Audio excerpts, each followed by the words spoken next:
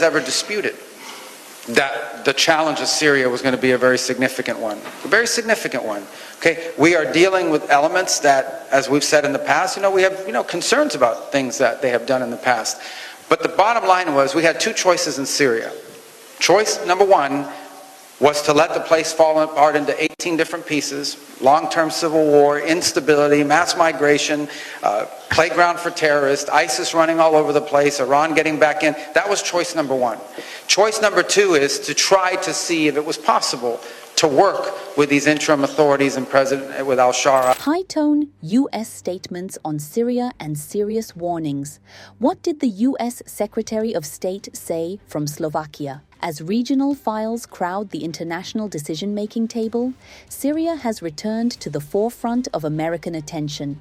From the Slovak capital, U.S. Secretary of State Marco Rubio delivered notable remarks on the political track in Damascus, praising what he described as the country's right path, while acknowledging the presence of concerning developments. Agreement, which they have agreed to between the Kurds and the Syrian authorities in Damascus. Now, you have to implement that agreement.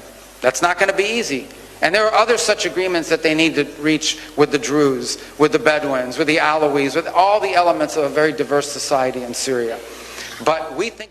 What exactly did Rubio mean? Does the agreement between Damascus and the Kurds mark a genuine turning point in the Syrian crisis? During an official visit to Slovakia, Rubio affirmed that Washington is satisfied with the trajectory in Syria, stressing the need to preserve it. He noted that recent days have brought worrying indicators, yet maintained that the existing agreements are, in his words, far better than a scenario of fragmentation and division.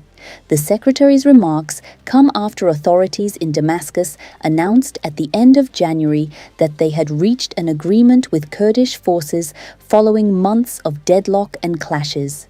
The deal stipulates the integration of Kurdish forces and the autonomous administration in northeastern Syria into state institutions, a move described as an attempt to reunify the country's military and administrative structures.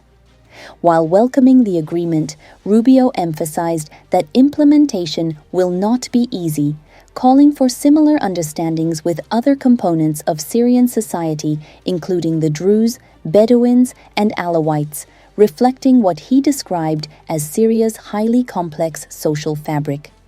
U.S. diplomatic sources indicated that Washington views this path as an opportunity to avoid a partition scenario that could have led to multiple conflicts and new waves of mass displacement. Rubio went further, arguing that any settlement, however difficult, would be preferable to a Syria torn into 8 pieces. Between cautious optimism and realistic warnings, the key question remains: can the agreement withstand the test of implementation? Or will Syria's internal complexities once again reshuffle the cards? The coming days will provide the answer.